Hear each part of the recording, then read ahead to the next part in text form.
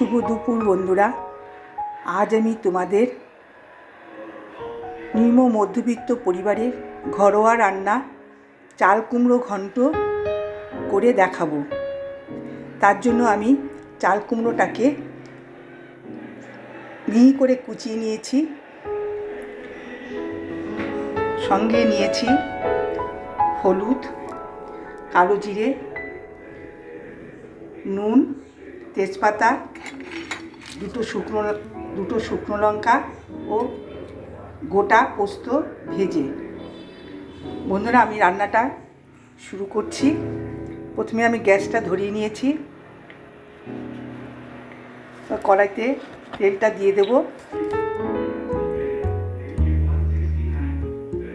তেলটা একটু বেশি দিতে হয় চাল কুমড়ো ঘন্টে। এক এক করে আমি ফোড়নগুলো দিয়ে দেব। কালো জিরে ফোড়ন, তেজপাতাটাকে ছিঁড়ে দু টুকরো করে নিয়েছি, দুটো শুকনো লঙ্কা দিয়ে দিয়েছি। ফোড়নটা হয়ে গেলে অনেকে বন্ধু এই চাল কুমড়ো ঘন্টে আবার নারকেল কোড়া দিতে পারো। হ্যাঁ, আজকে আমি নারকেল কোড়া দিয়ে করছি না। আমাদের বাড়িতে বেশিরভাগ নিরামিষ রান্না হয়, যেহেতু আমার শাশুড়ি মা নিরামিষ খান, সেই জন্য আমি বেশিরভাগই আমার ঘরোয়া রান্না করেই তোমাদের দেখাবো। ফোড়নটা হয়ে গেছে বন্ধুরা, এখন আমি চাল কুমড়োটাকে দিয়ে দেবো।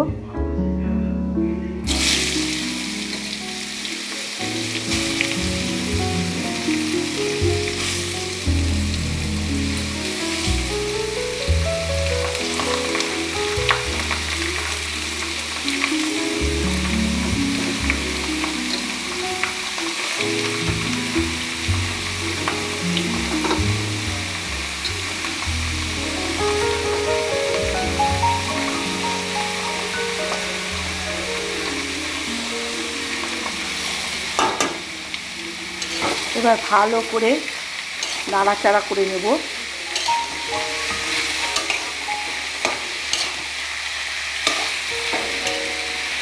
নাড়াচাড়া করে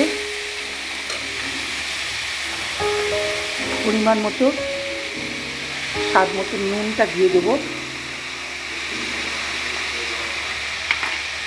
হলুদ দিয়ে দেব,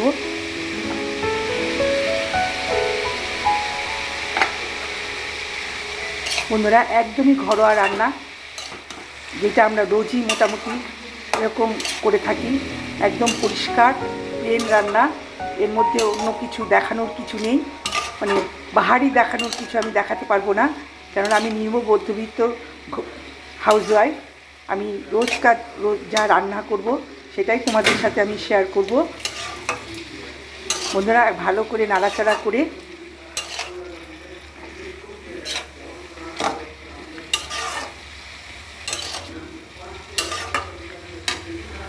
এবার চাল কুমড়োটা আস্তে আস্তে মজে আসবে। বন্ধু, চাল কুমড়ো আমি ঢেকে দেবো না, ঢেকে দিলে চাল কুমড়ো টক হয়ে যায়। আমি এইভাবে করে আবার নামানোর আগে তোমাদের সঙ্গে ফিরে আসছি। বন্ধুরা, আমার চাল কুমড়ো ঘন্টটা হয়ে এসছে। এখন আমি বাদাম গুঁড়ো করে রেখেছিলাম, চিনে বাদাম, সেই বাদামি গুঁড়োটা আমি দিয়ে দেবো। আর তোমাদের বলেছিলাম যে পোস্ত ভেজে রেখেছিলাম, গোটা পোস্ত, সেই পোস্ত ভাজাটা দিয়ে দেবো। এবার ভালো করে নাড়াচাড়া করব। নাড়াচাড়া করার পর কিছুক্ষণ সময় দেবো, তারপর বন্ধুরা আমি আবার ফিরে আসছি। বন্ধুরা, আমার চাল কুমড়ো ঘন্টটা হয়ে গেছে। এবার আমি নামিয়ে নেব। গ্যাসটা অফ করে দিলাম, নামিয়ে নেব।